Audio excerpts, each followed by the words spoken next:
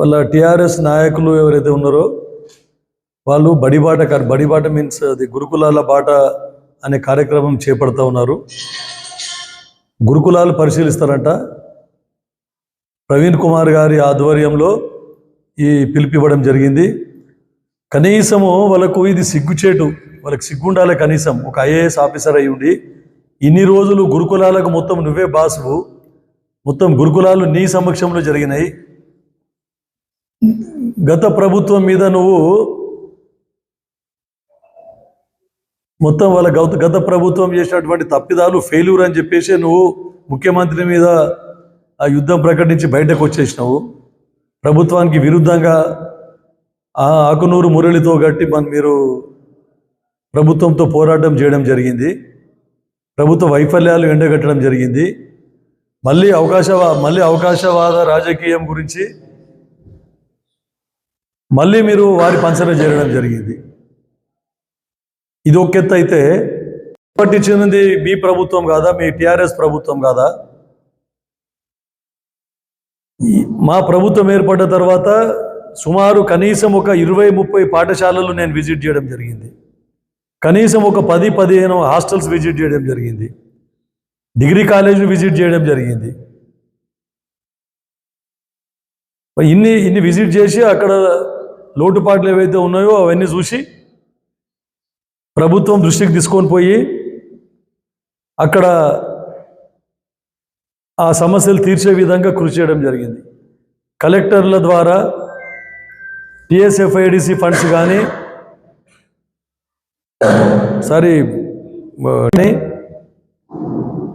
వాటి ద్వారా ఉన్న రిపేర్స్ అన్నీ చేపించడం జరిగింది. స్కూల్లో కస్తూర్బా పాఠశాలకు పోతే కనీసం గ్రౌండ్ ఫ్లోర్లో ఫస్ట్ ఫ్లోర్లో మరుగుదొడ్లు కూడా రిపేర్ చేయలేదు, బాత్రూమ్కు తలుపులు లేకుండా ఉన్నాయి.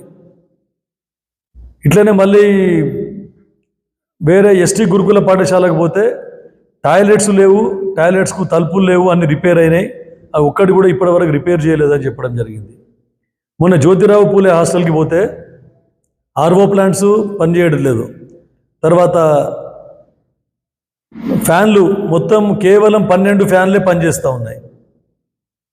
మళ్ళీ అక్కడ డైనింగ్ హాల్లో పిల్లలకు తినడానికి ట్యూబ్లైట్స్ లేవు, ఫ్యాన్లు లేవు.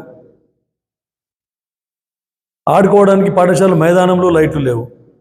ఇట్లాంటి వాటికి అక్కడికక్కడికి స్పందించి డోనర్స్ని ఐడెంటిఫై చేసి ఫ్యాన్లు రిపేర్, డైనింగ్ హాల్లో 8కి 8 ఫ్యాన్లు, 8 ట్యూబ్లైట్లు అప్పటికప్పుడు ఫిట్ చేయడం జరిగింది. తర్వాత గ్రౌండ్లో ఒక ఐమాక్స్ లైట్ ఫిట్ చేయడం జరిగింది. ఇమీడియట్గా ఆర్సీఓ గారికి, సెక్రటరీ గారికి ఆర్ఓ ప్లాంట్స్ అన్నీ నిరుపయోగంగా ఉన్నాయి, వాటిని రిపేర్ చేయలేదు మీరు. మళ్ళీ ఈరోజు ప్రభుత్వం మీద బురద జల్తా ఉన్నారు. ఇది ఫుడ్ పాయిజనింగ్ అని చెప్పేసి ఛాలెంజ్ చేస్తూ ఉన్నాం. లెక్క తీయండి. ఆర్ఎస్ ప్రవీణ్ కుమార్ గారి హయాంలో, టిఆర్ఎస్ ప్రభుత్వ హయాంలో ఫుడ్ పాయిజనింగ్ వలన ఎంతమంది విద్యార్థులు చనిపోయినారో లెక్క తీయండి.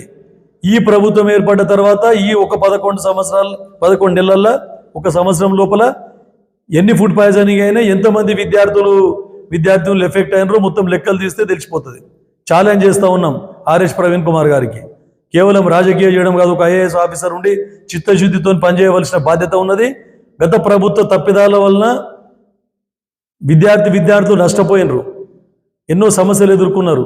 అట్లాంటిది ఈ ప్రభుత్వం, రేవంత్ రెడ్డి గారి ప్రభుత్వం, మా కాంగ్రెస్ ప్రభుత్వం వచ్చిన తర్వాత విద్యకు, వైద్యానికి ప్రాముఖ్యతనిచ్చి అన్ని సమస్యలు ఒకటొకటిగా విడతల వారీగా తీరుస్తూ ఉంటే మీరు బురదజల్లే కార్యక్రమం చేపడతా ఉన్నారని చెప్తా ఉన్నాను. 10 పాఠశాలల్లో ఊడ్చే దిక్కు లేదు, పాఠశాలల్లో కనీసం స్కావెంజర్ లేరు. అయితే టీచర్లు ఊడ్చుకోవాలి, లేకుంటే పిల్లలు ఊడ్చుకోవాలి, లేదంటే సర్పంచ్ గారు పారిశుద్ధ్య కార్మికులను ప్రొవైడ్ చేయాలి జీతాలు ఇచ్చి. అటువంటి దుర్భాగ్య పరిస్థితి నుండి ఈరోజు మా ప్రభుత్వం వచ్చిన తర్వాత డ్రింకింగ్ వాటర్, తాగునీటి సమస్య తీర్చింది. స్కూళ్ళలో, అమాదర్శ పాఠశాలల్లో ఫండ్స్ తీసుకొని కాంపౌండ్ వాల్స్, తర్వాత టాయిలెట్స్ ఇవన్నీ ఇవ్వడం జరిగింది. మధ్యాహ్న భోజనానికి సంబంధించిన మొత్తం బిల్లులన్నీ పేమెంట్ చేయడం జరిగింది. తర్వాత మీ గత 10 సంవత్సరాల నుంచి మీరు ఏదైతే నిర్వీర్యం చేసినటువంటి పాఠశాలలకు మీకు అసలు ఎడ్యుకేషన్ గురించి చిత్తశుద్ధి లేదు, ఒక డిఎస్సి లేదు. ఎస్టిమేట్స్ పంపించడం జరిగింది, వాటిని శాంక్షన్ చేయాలని చెప్పడం జరిగింది. కస్తూర్బా స్కూల్ విజిట్ చేసి కలెక్టర్ గారి దృష్టికి తీసుకొని పోతే 20 లక్షల రూపాయలు దానికి రిపేర్ గురించి శాంక్షన్ చేయడం జరిగింది. తర్వాత మోడల్ స్కూల్లో బోర్ 3 ఫేస్ అయితేనే పనిచేస్తుంది అని అంటే దానికి ఎస్టిమేషన్ చేసి 4 లక్షల రూపాయలు వేరే ఏదైనా ఫండ్లో నుంచి అని పెట్టి వారికి నీటి ఎద్దడి తీర్చాలని చెప్పడం జరిగింది. తర్వాత సీసీ రోడ్ కూడా ప్రతిపాదించడం జరిగింది అక్కడ మోడల్ స్కూల్లో.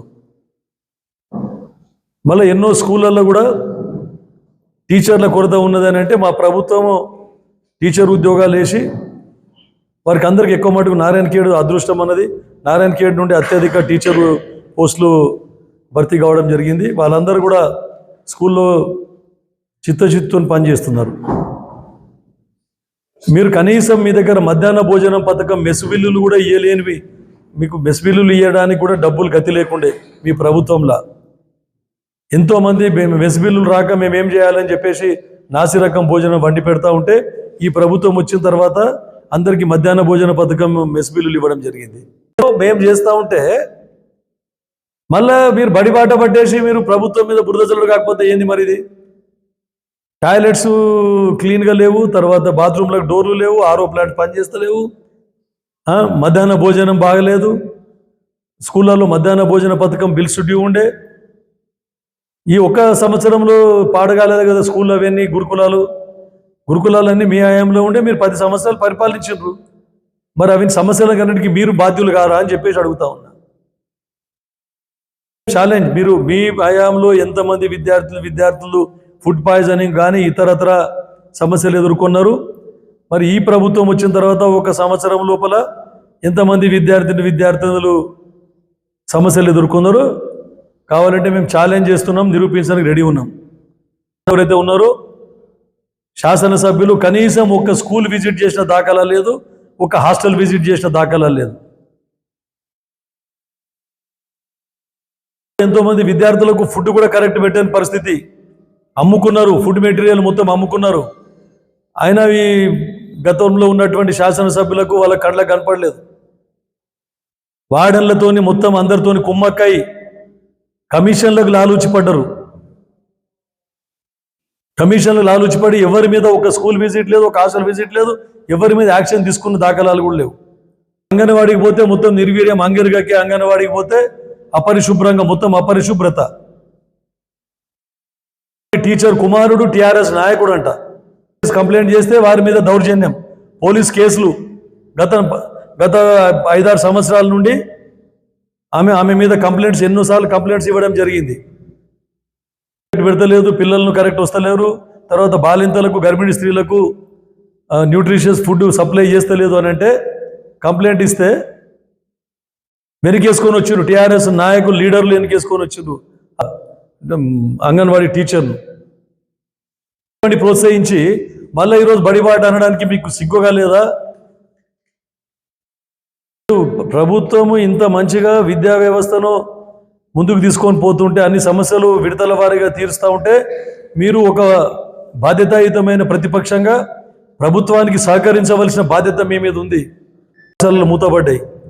అట్లాంటిది ఈరోజు మెస్ ఛార్జెస్ పెంచి నాణ్యమైన భోజనం అందించే విధంగా, తర్వాత కాస్మెటిక్ ఛార్జెస్ పెంచడం జరిగింది, మెస్ ఛార్జెస్ పెంచడం జరిగింది, ఆర్ఓ ప్లాంట్స్ రిపేర్ చేయించడం జరిగింది.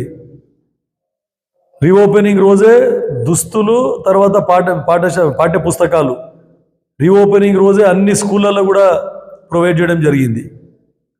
మీరు 10 సంవత్సరాల నుంచి మీరు చేసిన 7.5 లక్షల కోట్ల అప్పు చేసి కేవలం మీ కుటుంబ సభ్యులందరూ దండుకున్నారు తప్ప తెలంగాణ అభివృద్ధికి ఎక్కడ కూడా ఫండ్స్ని కేటాయించలేదు. పాఠశాలలో ఎక్కడ కూడా మీరు గతంలో ఉన్నటువంటి రిపేర్స్ కూడా చేపట్టలేదు. అడిగితే పోలీస్ కేసులు. ఇప్పుడు మాకు కూడా వచ్చు, మీకు అరెస్ట్ చేసి, హౌస్ అరెస్ట్ చేసి ఇంట్లో కూర్చోబెట్టే విధంగా మేము చేయగలుగుతాం. కానీ మా కాంగ్రెస్ ప్రభుత్వం ప్రజాస్వామ్యయుతమైన ప్రభుత్వం. ప్రజాస్వామ్యానికి ఏదైతే విలువలు ఇస్తామో, గతంలో మహాత్మా గాంధీ, జవహర్లాల్ నెహ్రూ అప్పటి నుండి ఇప్పటి వరకు కూడా ప్రజాస్వామ్యయుతంగానే పరిపాలించే విధానం మాకుంది, మా కాంగ్రెస్ ప్రభుత్వాలకు ఉంది. కాబట్టే ఈరోజు మీరు ఇన్ని ధర్నాలు, ఇన్ని కార్యక్రమాలు, ఇంత బురదల్లే కార్యక్రమం చేపడతా ఉన్నారు. మీరు మీకు మాదిరిగా మేము కూడా అందరినీ ఎక్కడికక్కడ హౌస్ అరెస్ట్ చేస్తే రోడ్డు మీదకి వచ్చే వాళ్ళే కాదు మీరు అని చెప్పి చెప్తా ఉన్నాం. హెచ్చరిస్తూ ఉన్నాము, రెచ్చగొట్టే ప్రయత్నం చేయొద్దు. ప్రభుత్వానికి సహకరించి ఏమైనా సమస్యలు ఉంటే ప్రభుత్వం దృష్టికి తీసుకొని రండి, కానీ రాజకీయం చేయకుండా రాజకీయం చేస్తూ బురద జల్లే కార్యక్రమం చేపట్టకూడదని చెప్పేసి మీకు హితవు పలుకుతా ఉన్నాను.